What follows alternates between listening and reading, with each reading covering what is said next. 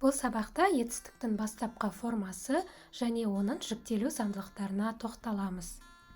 Мына мысалға назар аударыңыздар. Ich koche gut. Ich koche gut.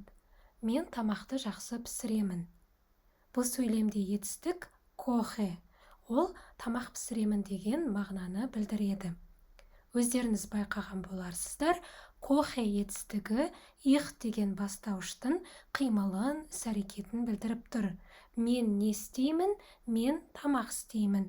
Сонымен етістік дегеніміз сөйлемде бастауыштың қимылын, іс-әрекетін білдіретін сөз табы. Ал қазір етістіктің бастапқы формасы немесе инфинитив ұғымына тоқталайық. Оны түсіну үшін бізге алдыңғы сабақтардан таныс фраген етістігін мысал ретінде алайық. Фраген – ол сұрақ қою деген мағынаны береді.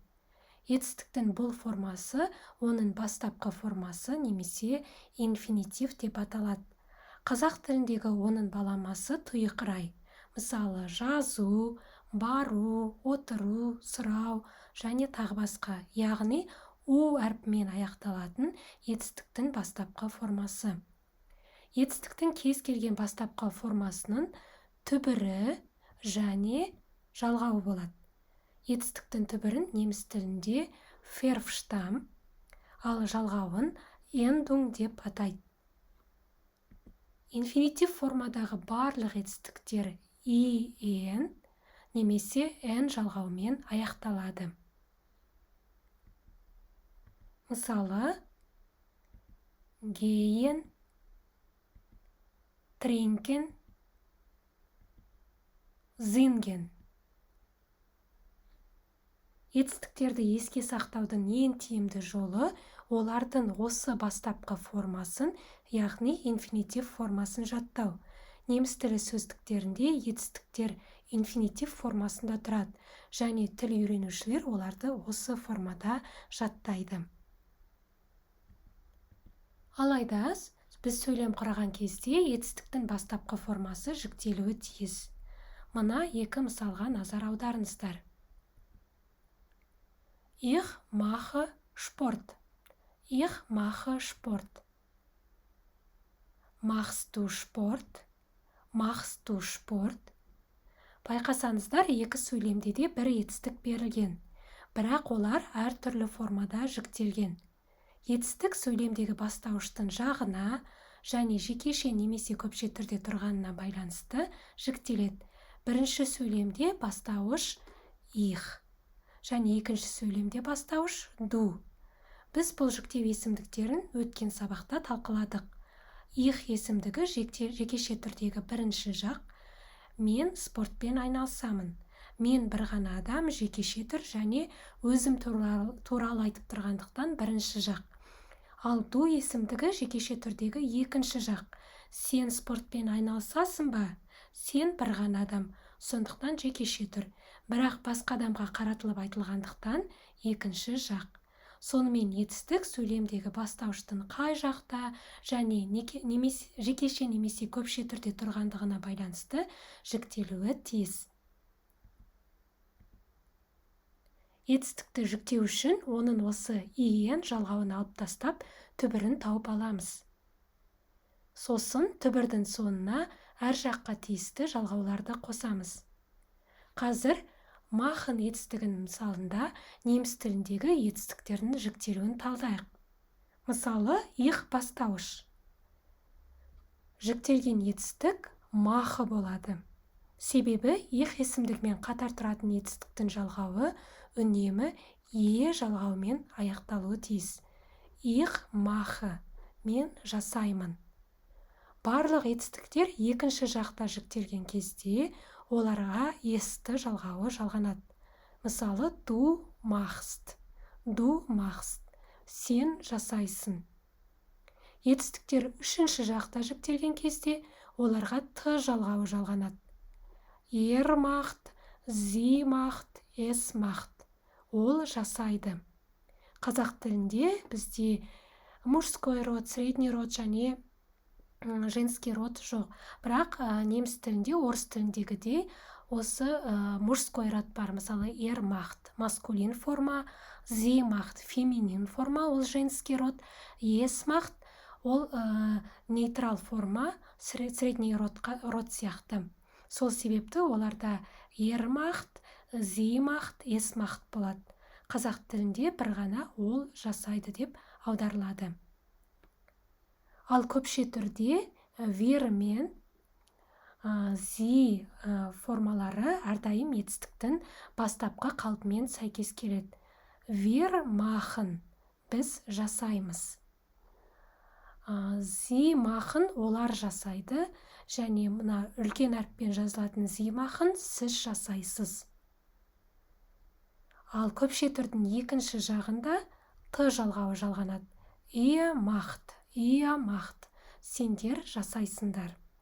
Неміс тіліндегі етістіктердің 90%-ға жуығы осы заңдылықпен, яғни түбірі еш өзгеріссіз сақталып жіктеледі. Оларды дұрыс немесе әлсіз етістіктер деп атайды. Бұрыс етістіктердің айырмашылығы оларды жіктеген кезде түбірі өзгеріске ұшырайды. Біз бұл тақырыптарға келесі сабақтарда тоқталамыз.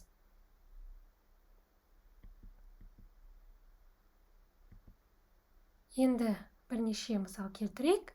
Мысалы, wir machen Salat. Бұл жерде wir деген біз яғни анықтап аламыз, ол көпше түр, және бірінші жақ оған en жалғауы жалғанады, яғни бұл machen етістігінің инфинитив бастапқы формасы сияқты жіктеледі. Wir machen Salat. Келесі мысал, macht ihr Pausen. Сендер үзіліс жасайсыңдар ма?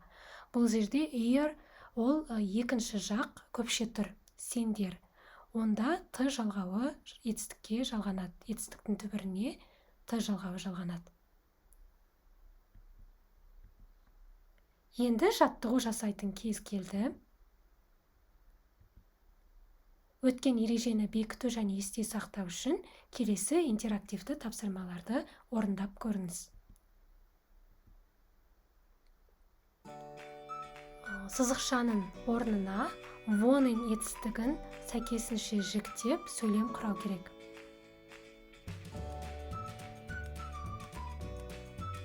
Бұл жерде бастауыштың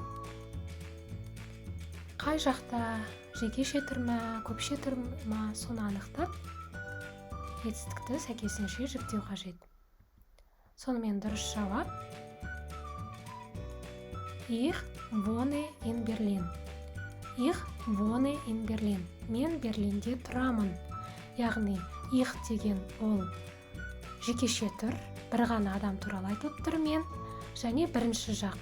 Бірінші жақта жекеше түрде етістіктің түбіріне үнемі е жалғауы жалғанады.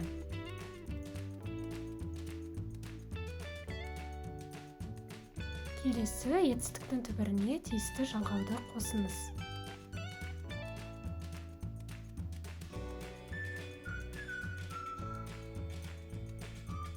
Дұрыс жауап: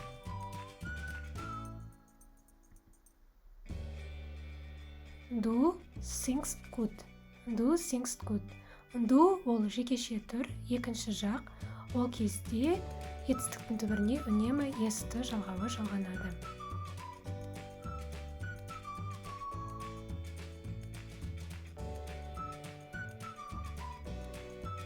Келесі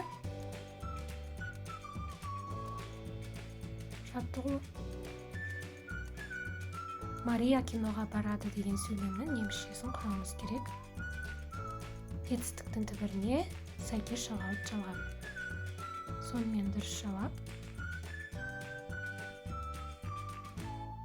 Мария geht ins Kino. Мария киноға барады. Мария ол жекеше түр, бір адам туралы айтылып тұр, және үшінші жақ, яғни Мария ол деп те айтамыз, яғни феминин форма, оның есімдігі зи, сонда бұл Мария үшінші жақ. Мария geht ins Kino. Т жалғауы жалғанады. және соңғы жаттығу.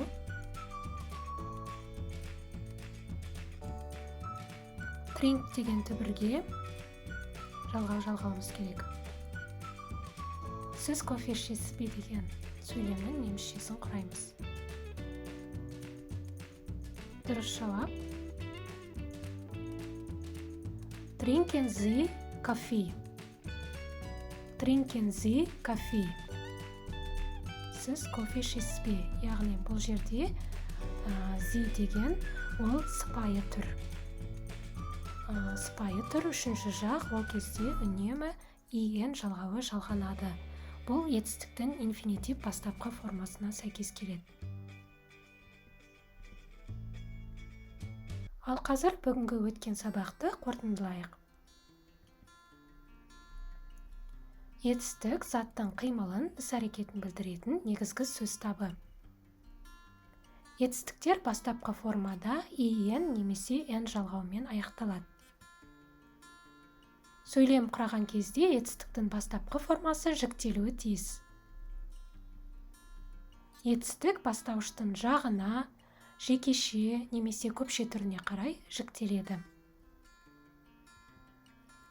Сонымен бүгінгі сабақ аяқталды. Сабақты соңына дейін тамашалағандарыңызға рахмет. Сабақ ұнаса, достарыңызбен, жақындарыңызбен бөлісіңіздер. Данке!